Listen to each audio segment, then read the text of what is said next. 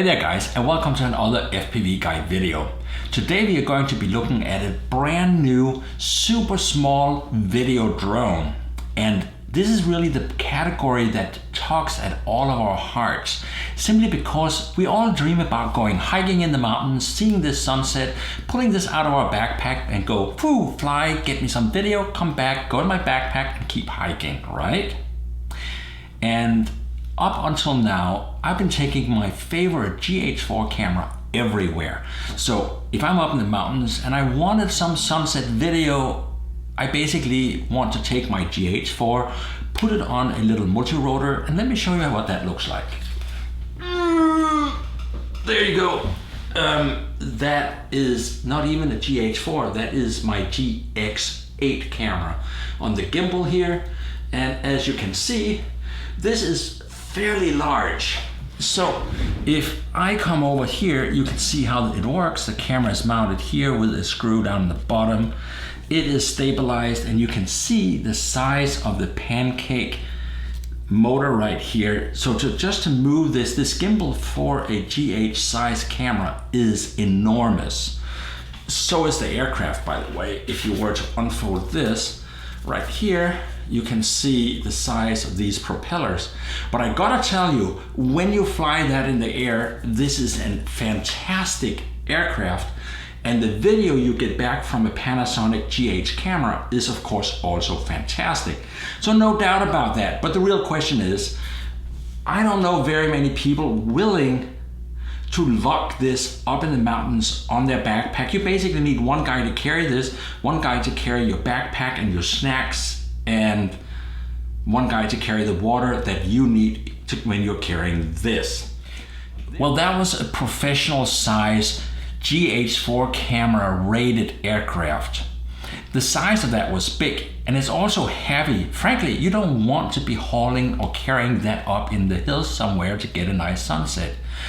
And it also uses batteries, kind of the size of motorcycle batteries. And that only flies for about 10 minutes. So if you're gonna fly, say, half an hour, you need 3 motorcycle size batteries in your backpack along with this monster. And that really brings us to today's subject. The one thing I've noticed the last year and a half is that these kinds of micro drones, this is a little Hobson FPV drone right here, these kind of drones gets a ton of views. People are super interested in small drones that can record video. So here's one. This one was about $250, and frankly, it takes shite video. Here's another one. It came with a little Velcro stick on camera, and I love little multicopters with a whole bunch of propellers. It was very fun to fly with goggles, but again, the video was like 720 not. It was more like 320 by 240 on a good day, recorded as a 720p video file. So this also is not gonna answer your hiking video needs. Next one here, that is a Kickstarter, and we have seen a lot of Kickstarters the last couple of years. And let me tell you right now, if you have found a Kickstarter that's gonna answer all your dreams for shooting videos and still photos while hiking or mountain biking, stick your wallet back in your pocket, wait for it to actually ship, and then spend the money. I know they give you a discount, but honestly, you have a 9 out of 10 chance of losing your money. So spend the extra $200 and buy it when it actually has been proven to work. This one here was the wanna go fly that just don't want to go fly. It's supposed to have obstacle avoidance, doesn't work. I do love that it has somewhere here a SD card slot, which is very convenient to stick an SD card in. The only problem is it doesn't really take very good video either. It does actually now, after a bunch of firmware updates, stand pretty stable when you fly, but it still requires you to pay constant attention to it while you're flying. And that right there makes it fairly useless for flying anywhere but in your living room or maybe in your backyard. So that brings me to today's product, which is shipping now, and it is actually working. Let's take a look at that. Right here is the DOBBY. Let me hold it so you can see the logo right here. The DOBBY from ZeroTech. And this case here, you'll be forgiven if you think it's about the size of an iPhone case, because here is my iPhone case, and you can kind of see these two fits very nicely. So that is the case. It's very small, and this is the complete ready-to-fly kit. You will need a smartphone to control it. Let's take a look at what's inside this case. Now, inside the case, you're gonna find the Dobby itself. This is how big it is. And let me just grab my iPhone. Here's my iPhone. There is the Dobby. You can put them on top of each other, and you can see these are obviously almost the same size. Basically, the footprint of the Dobby is actually a little bit smaller than the iPhone. Look at that. This is an iPhone 6, a 6 Plus. So that is the size. The 6 itself would be about the size as this. Now, the way they got it smaller, of course, was to make it collapsible. So you open it up like this, right here, and now you got the arms out. That gives it a bigger footprint, and that actually is an advantage. And if you look at the little don't wanna go fly aircraft here, you can see this has a much bigger footprint, which right there is gonna help it be more stable in the air. It's also got folding propellers, you can see them right here, that just kind of fold out. You don't have to unfold them before you start flying. You just basically pull the arms out and you're ready to start. There's nothing else you have to do. Inside here, we have the battery. You just kind of pull on it, and you can see the battery right here. It's basically 2S 950 milliamp, which is incredibly small battery. And I have a teeny little one right here that is a 2S 850 milliamp, but you can kind of see how small it is. And that, I'm kind of hoping they will make a battery, say call it 1800 milliamp, just make this box twice as high. That way you would get a little bit more flight time and more fun time. I'll be happy to pay for a couple of bigger batteries, because these are rated to 8 to 9 minutes, but I find that when I just keep flying in one straight shot, I get 5 to 6 minutes before the aircraft starts blinking and saying low power warning. You can check right up here by pushing on that right here. You get, right now it has 2 dots right there. So that will show you how much power you got left. It's a 7.4 volt 2S battery, so it's a surprisingly small battery. The way you charge this is in the kit, you get a teeny little charger like this, and you just basically slide the battery into the charger like that, and now you're ready to charge. You also get a USB cable. Guys, you can charge this thing from a USB plug either on your laptop or, you know, like a USB charging brick. But let me tell you right now, you want a big, beefy, nasty brick to charge this battery, because you only get so many charges out of a small brick.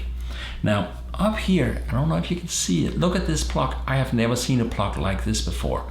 So they actually made a custom plug that goes into here. And I'm gonna tell you why.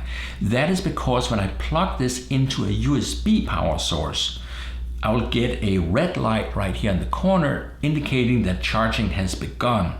However, honestly, it takes a couple of hours to charge using a USB source. That's not really a big problem, because let's say again you go on your hike in the mountains, you have a big nasty USB power brick with you, and you're plugging this in, and every couple of hours you stop and say, oh my God, I'm gonna need this shot. So by that time you have fully charged your battery and you are ready to go again. So if that's what you're doing, this and the couple of hours of charge time is perfectly fine. But if you want to charge at home or buy a plug, they actually included a pretty big smartphone power brick. You can see how much bigger this is than your typical iPhone or Samsung phone power brick, and that's because this one outputs 9 volts. So if you plug in right here and it's connected to here, first you will see the red light indicating you're charging at 5 volts. After about 4 or 5 seconds, it will switch to yellow, and that has now switched and pumped up the power. So somehow this recognizes that and turns up the 9 volt power, which is gonna charge you in a little over an hour. That's a lot faster than a couple of hours. It's still not super fast, and I wish they would have a faster charger than that. However, this is a backpacking thingy, and super speed was not the intention. Now, there is one more little thing. If we look at this cable here, like I said, this is a custom plug, and they included in a loose weight a regular micro USB plug in the kit. So what I did was I put some tape around the cable so I wouldn't lose it. And you can see how the cable plugs right in here. And now I have a regular USB cable, and that can be attached to the USB plug on the Dobby like this. And now you can attach this to your laptop for firmware upgrades or for downloading pictures from the Dobby. So let's get this turned on, and I'll show you how it works. Now, installing the battery, we just look for the little prongs up here, and we just slide the battery right in and push until you hear the click. Now, I am gonna turn this on, but I do not intend to fly in here, just simply because the auto start, that is the only way to start this aircraft, is gonna go up here and it's gonna hit lights and cameras, so I don't wanna try that. However, it is important to know, and this is one of the features in this, it's got full-blown GPS on top, so it can do return to home. It can do some very cool GPS tricks. And it also, on the bottom, right here, it has a drift camera, or rather a ground-looking camera.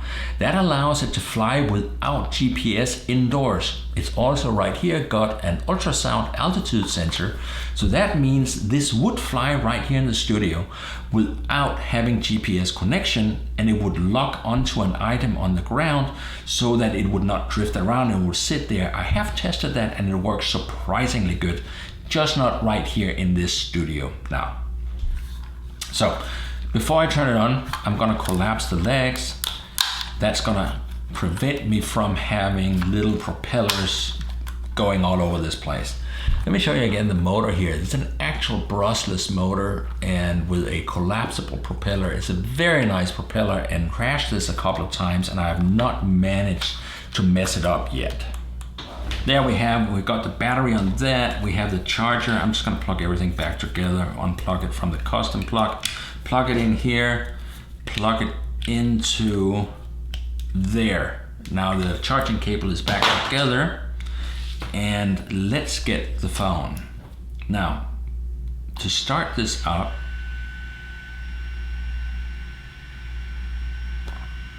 you just basically hold this one down for a couple of seconds, and then you let go, and now it is started up. The next thing we're gonna do is turn this on. Now you can see we're in here, and I am gonna go until I find the do.fun application.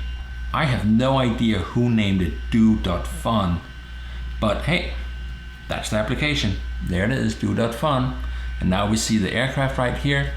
To connect to it, up in the corner right up here is a Wi-Fi signal. I'm just gonna click on that, and that takes us straight to the Wi-Fi interface, and I'm gonna click on the DOBBY. There, now you can see we're connected. So I'll double click, go back to the app, and now it says connected, but it says not located. Well, that's fine because we're indoor and we didn't really expect it to be located, but you can see my hand. The other thing you notice, if you look at my finger here, as you can see, there is a very definite lag in the video here. So there is a delay from when the video comes from the camera to when it gets to your screen. So don't expect to fly this goggles between little branches. It was not made for that.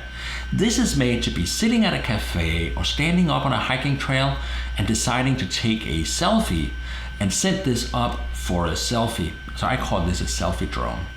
Now, looking at the app here, let's see some of the other things we want to take a look at. Up in the left corner, you can see the hand launch. If you click on that, it's gonna spin up, and then you just basically let it go like that, and now it's up in the air.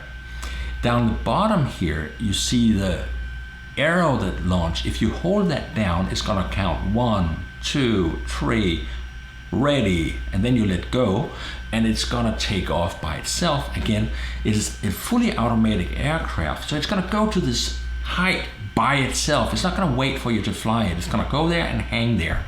So now we're getting to fly the thing. Let's look right up here. You see there's a dot, and basically the way you fly it, on the left side of the screen here, you have throttle. You push up on the screen, it throttles up. You push down on the screen and it throttles down. You can yaw right and left by moving your finger just like a stick.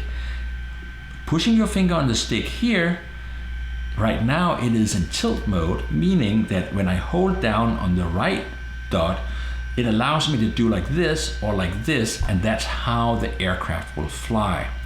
You can switch that. So you can switch this to instead being a stick, and then you just basically push up, left, right, just like you would on a pitch roll stick on any other multirotor. Over here you have the EIS. So you go in here, you say settings, EIS, and then you have to select the lens angle. In this case here, the lens angle is 0, so I'm just selecting 0. And now we have a fairly stabilized image here. You can see if I tilt this a little bit, we kind of get a pretty stable shot. And down in the bottom right corner, you find the index to videos. And you can see here's videos. Now you basically just tap on one and then you select the download and it comes to your phone, and then you can transfer the video to your laptop from there. Well guys, I gotta tell you, I'm a lot more excited about the Dobby that I'm putting on.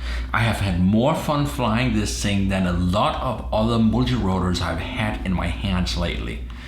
And it was easier to fly than most other multirotors, but most importantly, it's super small. And that's really what this is about. It is a micro multirotor.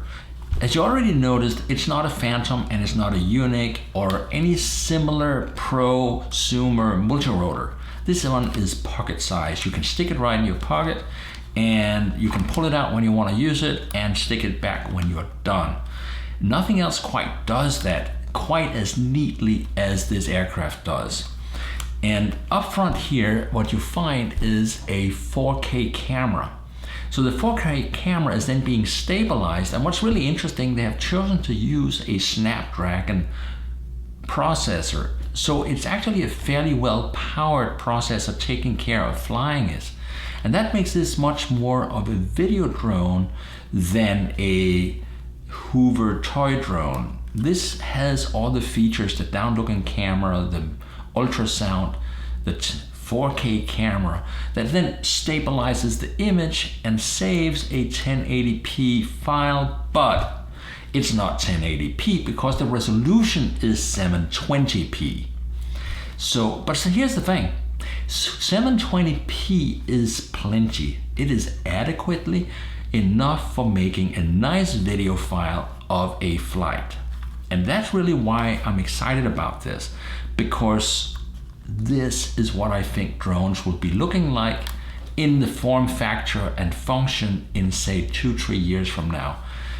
ZeroTech has just happened to be the first ones to release one that actually works.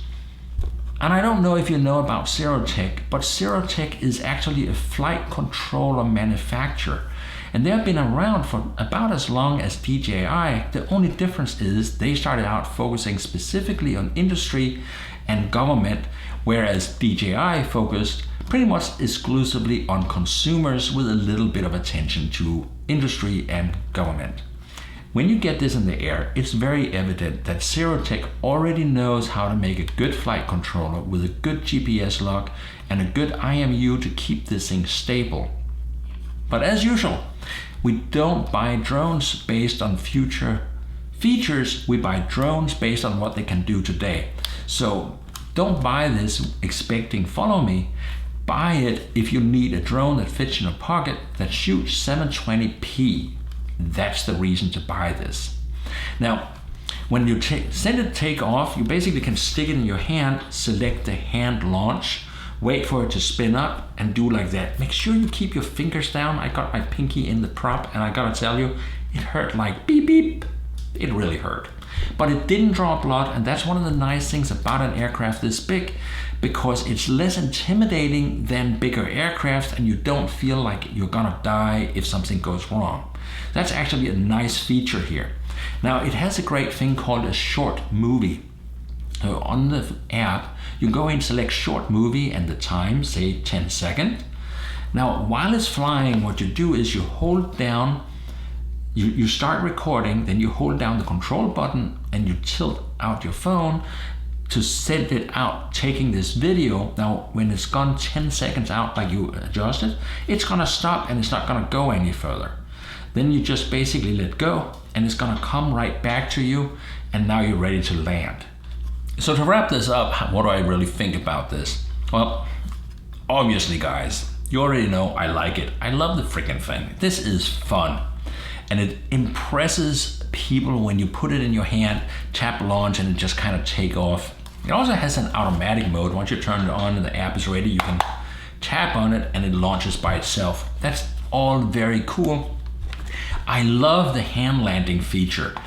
When it comes back to you, you push the hand landing button on the app, and then you like hold your hand out in front of your friends and it lands right in your hand. You gotta make sure your hand is under it, because basically the down looking camera is looking for the signature of your hand.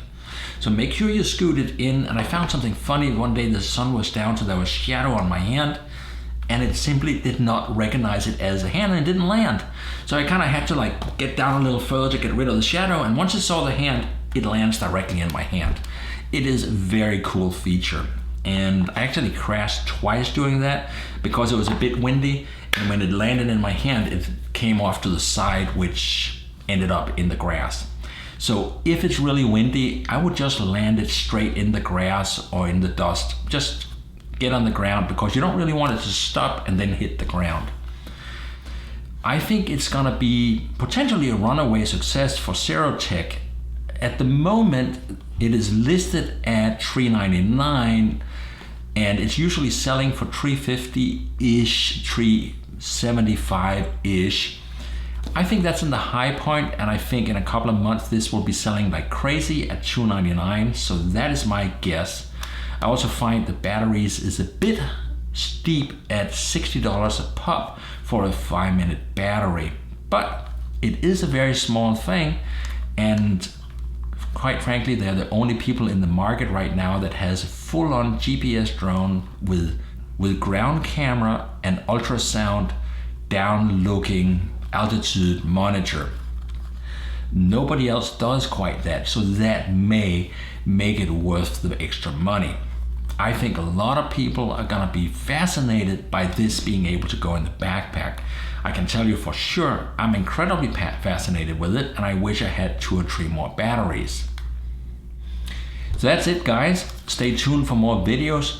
Please do click on the subscribe button, and as always, this video was brought to you by my friend Frank at carolinadrones.com. That's where I pretty much buy all of my drone stuff whenever I can.